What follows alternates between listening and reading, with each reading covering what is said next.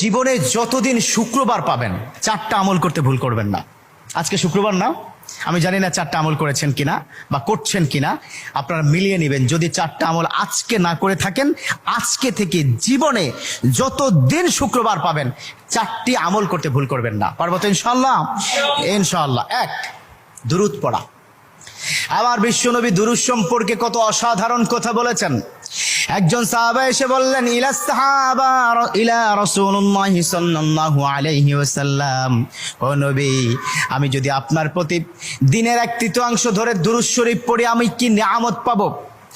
বিশ্বনবী বললেন, তুমি যদি দিনের 1/3 ধরে আমার প্রতি দুরূদ শরীফ পড়ো তোমার জন্য বিশাল উপকার হবে, আরো বাড়িয়ে পড়লে তোমার জন্য আরো ভালো হবে। সাহাবা মহা খুশি হয়ে গেলেন, ইয়া রাসূলুল্লাহ, আমি দিনের অর্ধেক সময় জুড়ে যদি আপনার প্রতি দুরূদ শরীফ পড়ি তাহলে কি হবে?